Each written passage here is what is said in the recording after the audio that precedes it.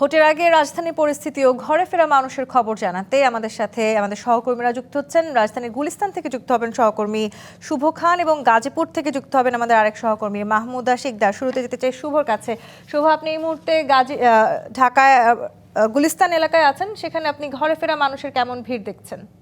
জি, তো এই মুহূর্তে রয়েছি একদম গুলিস্তান যে আহাদ চত্বর রয়েছে, সার্জেন্ট আহাদ চত্বর, তার ঠিক সামনের পাশে। এখানে প্রচুর যাত্রীদের আসলে আনাগোনা রয়েছে, কিন্তু সে পরিমাণ গাড়ির কিন্তু সংকট রয়েছে। আপনাদেরকে যদি আমি একটু দেখাই যে আমার এই সিরিয়ালটি আসলে বেশ কিছুক্ষণ ধরে শুধু এই জায়গাটি নয়, পুরো গুলিস্তানটিতে আসলে আপনাকে আমি একটি পাশের চিত্র দেখাচ্ছি, কিন্তু পুরো গুলিস্তানের ডান পাশ বাম পাশ যেখান থেকে দূরপাল্লার গাড়ি ছেড়ে যায় তাদের কিন্তু আসলে যাত্রী যে চাপ সেটি কিন্তু রয়েছে। এবং আসলে একটু না, আসলে আপনার প্রচুর যাত্রীর চাপ রয়েছে। মানুষ যে ঈদের সময় যে বাড়িতে যায় সেই উৎসব মুখর পরিবেশে যাচ্ছে। তবে অনেকেরই কিন্তু আসলে দাবি রয়েছে যে অনেক জায়গায় অনেক কাউন্টারে কিন্তু বাড়তি ভাড়াও নিচ্ছে, বাড়তি ভাড়ার অভিযোগও তারা করছে যে বেশি অতিরিক্ত ভাড়া নিচ্ছে। এবং আসলে আরো একটি বিষয় হচ্ছে যে যে সকল পরিবহনগুলো রয়েছে আসলে তারা কিন্তু তাদের নিয়ম না মেনেই হচ্ছে আপনার রাস্তার পুরো সড়ক আটকে দিয়েই কিন্তু আসলে তারা যাত্রী ওঠানামা করছে। ইতিমধ্যে দেখতে পাচ্ছেন যে আমরা যে কাউন্টারটিতে রয়েছি এখানে পুরো এই জায়গাটি জুড়েই হচ্ছে কুমিল্লা, ফেনী, নরসিংদীর মানুষের যাতায়াত।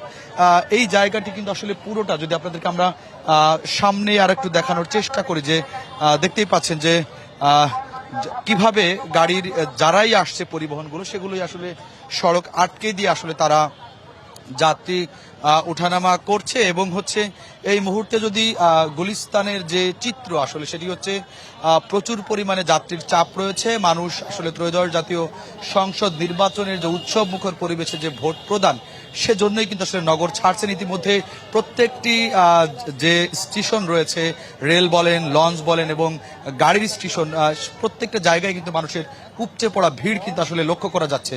তন্নি, শুভ, ধন্যবাদ আপনাকে। দর্শক, আমরা গাজীপুরে যেতে চাই একটু আমাদের সহকর্মী মাহমুদা শিকদারের কাছে। মাহমুদা, কাল বাদে পরশু ভোট, সবাই নিজেদের ভোট কেন্দ্রে যাবার জন্য, ভোট দেওয়ার জন্য নিজের বাড়ি ছাড়ছেন, শ্রমজীবীরাও আসলে নিজ নিজ এলাকায় যাওয়ার চেষ্টা করছেন। গাজীপুরে এই মুহূর্তে আপনি কেমন পরিস্থিতি দেখছেন?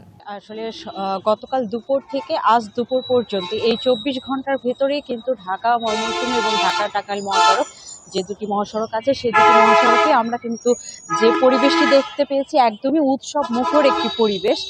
তার কারণ সকলেই কিন্তু তার আপনজনের সাথে আনন্দ ভাগাভাগি, তার পাশাপাশি ভোট প্রয়োগ, এই দুটি কারণেই আসলে তারা তার নিজ নিজ বাড়িতে যাওয়ার জন্য গতকাল থেকেই তারা মহাসড়কে এসে ভিড় জমিয়েছে। এখন আমি আছি গাজীপুরের ঢাকা ময়মনসিংহ মহাসড়কের রাজেন্দ্রপুর চৌরাস্তা এলাকায়। আপনি কিন্তু দেখতে পাচ্ছেন এখন গাড়ি কিন্তু দাঁড়িয়ে আছে।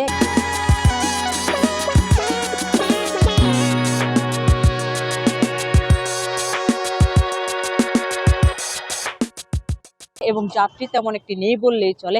এছাড়া ঢাকা টাঙ্গাইল মহাসড়কের চন্দ্রা এলাকাতে কিছুটা চাপ আছে, তবে অতিরিক্ত যে গাড়ি এবং সেই যানজট সেটি কিন্তু এখন একেবারে নেই বললেই চলে।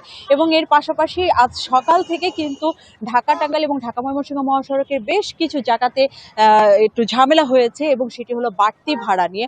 বাড়তি ভাড়ার কারণে কিন্তু যারা যাত্রী তারা গণপরিবহনের যারা লোকজন আছে তাদের উপরে ক্ষিপ্ত হয়ে কিন্তু ঢাকা ময়মনসিংহ মহাসড়কের বেশ কিছু জায়গায় তারা ব্লক তৈরি করে, এবং এই ধরনের ক্ষিপ্ত হওয়ার পরে কিন্তু তারা ভাড়া কমিয়ে দেয়। যেমন গাজীপুর থেকে নেত্রকোনার ভাড়া ছিল 200 টাকা, সেখানে কিন্তু গণপরিবহনের যারা শ্রমিক আছে তারা ভাড়া চেয়েছিল 500 টাকা। যখন মহাসড়ক অবরোধ করে রাখা হয়, মহাসড়ক অবরোধের পরেই কিন্তু সেই ভাড়াটাকে আসলে নিয়ন্ত্রণ করা হয় এবং 200 টাকার ভাড়া 300 টাকা করে নেওয়া হয়েছে। এখন কিন্তু গাজীপুরের যে ঢাকা টাঙ্গাইল এবং ঢাকা ময়মনসিংহ, বিশেষ করে ঢাকা ময়মনসিংহ মহাসড়ক একদমই স্বাভাবিক পর্যায়ে আছে, কোনো ধরনের যানজট নেই, এবং ঢাকা টাঙ্গাইল মহাসড়কের চন্দ্রা এলাকাতে কিছুটা চাপ আছে। তো দুইটি মহাসড়কের বর্তমান পরিস্থিতি সম্পর্কে এই ছিল এখন পর্যন্ত পাওয়া তথ্য। মাহমুদা, ধন্যবাদ আপনাকে।